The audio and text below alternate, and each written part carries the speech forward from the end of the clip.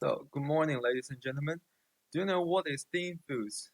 Dean Foods is the most famous American dairy company, while it filed for bankruptcy in 2019. What's going on there?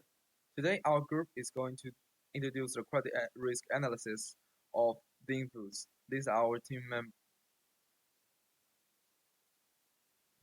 So, first of all, let's start with an introduction of the company by a SWOT analysis. For the strength of Dean Foods, it has strong automation, which could be good for a high and consistent quality. Leading company in dairy industry brings them good fame and strong high recognition among individuals. Besides, product diversification gives Dean Foods various type of products like milk, ice cream, and cheese. However, as for the weakness, high cost in cold chain transportation should be taken into account. The products are generally perishable, but transportation cost of them is quite high. Another one is the heavy reliance on retailer. When we look at the threats of Dean Foods, private label brand is an is an important factor in this part. A retailer like Walmart might cut the channel for Dean Foods marketing through develop their own label dairy products. In addition, instability of raw material price affects the revenue of Dean Foods, but it could be addressed by hedging. Lastly, Dean Foods still has some opportunities in the future. Based on the high reputation of the firm, they may grow up again through resource integration.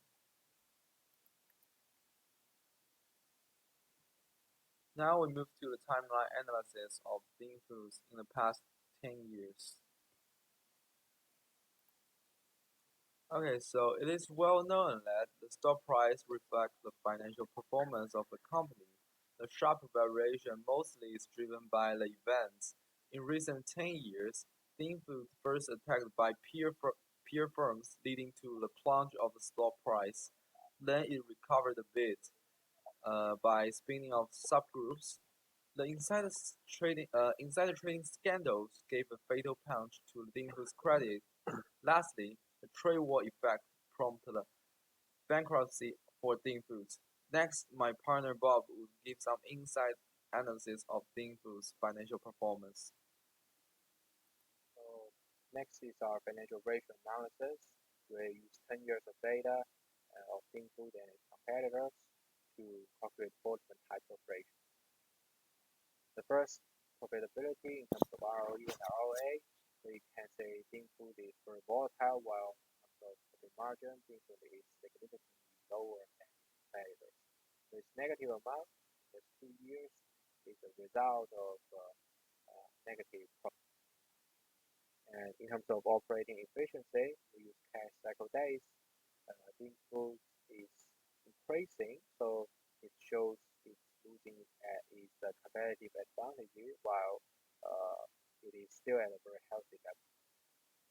In terms of financial leverage, the ratio is in line with the profitability analysis. These two values are a result of borrowing money to refinance from their loan itself.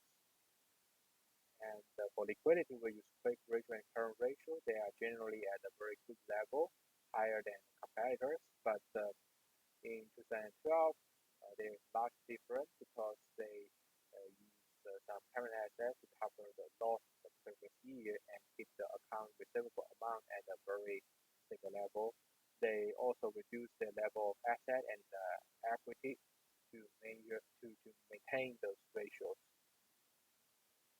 And in terms of long-term debt to equity and interest coverage, they are also in line with the profitability analysis because of negative sales in these two years. And to conclude, Thinkfood has low ability of profit generation, has good efficiency, good liquidity due to stable current asset and total asset reduction, while it has increasing solvency control. And for next part, market model analysis, we calculate the value of the equity as the value of call option. and trade equity holders and call option holders, and exercise it when company value B is larger than liability value. And under definition, the probability of not exercising the option is the probability of default measured by n minus p2. We calculate 1 year forward probability of default in 2018 with the fact that the Beanfood default in 2019 and compare it with other companies. You can see the highest result of Beanfood is 44%, and for Nestle, the leader of the industry, is only around 0%.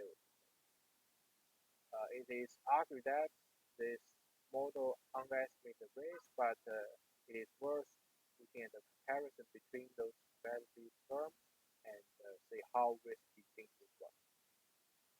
Now let's analyze Zscaler performance of Beanfood.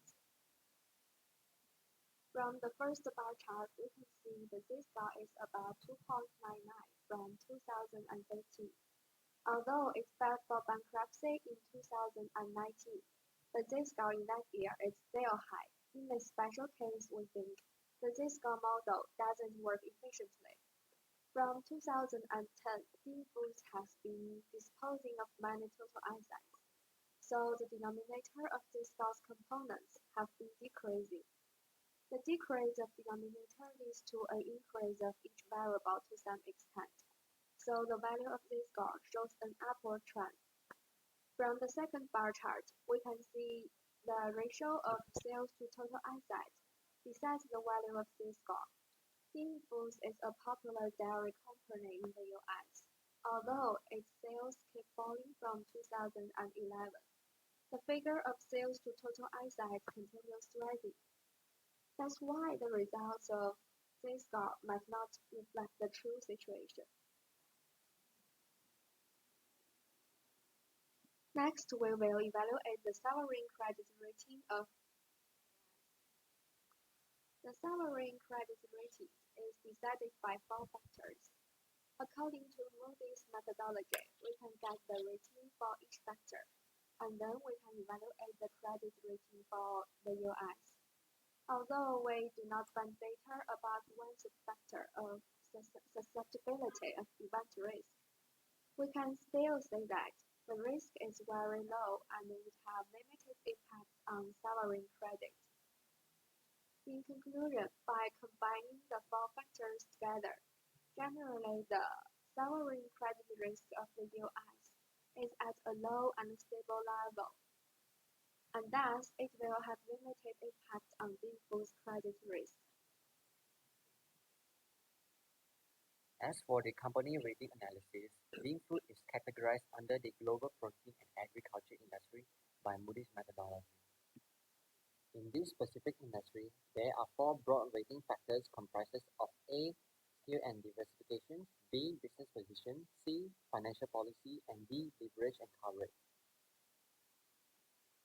Beanfood has maintained a stable sub-rating analysis for geographic and segment diversifications. However, the total sales rating analysis has dropped to BA.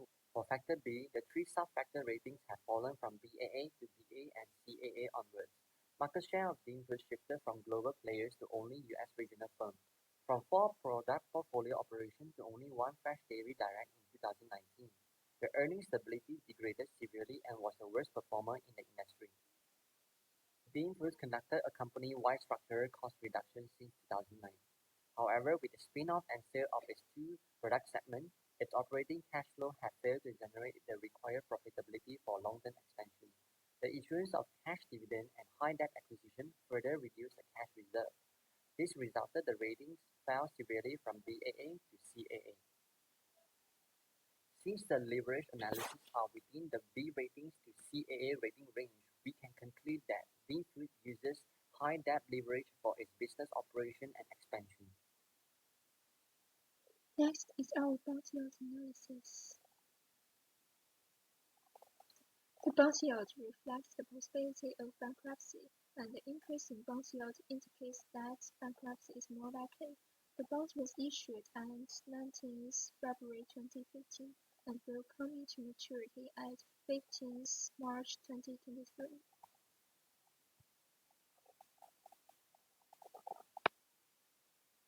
As we can see from the chart, the bond yield from February 2015 to November 2018 is stable and below 10%.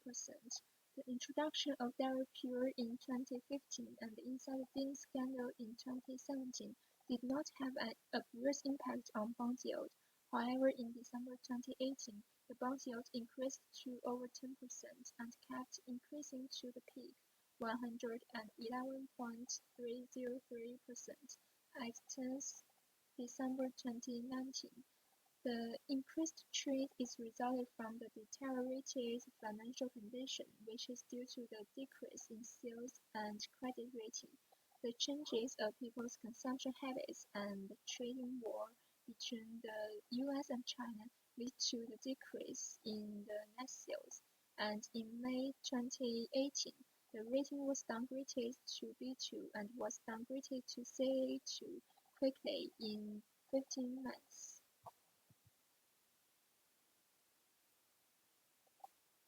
In conclusion, in the past 10 years, the main hard period started whole 2011 and from 2017 to 2019. We used several ways to measure credit risk for Dean Food. Firstly, we use automatic Z-score, but it cannot effectively disclose the true result of bankruptcy because the high figures are resulted from selling the current asset to reduce the denominator and the large numbers in annual sales. And for bond yield, we found that bond yield became deteriorated between 2018 and 2019, and for merchant model analysis, the default rate of Dean Food is about 44%, and for ratio analysis, Dean Food has low probability, high leverage, but good operating efficiency and liquidity. In order to refinance an operation, Dean Food borrowed long-term debt, and its solvency problems are serious.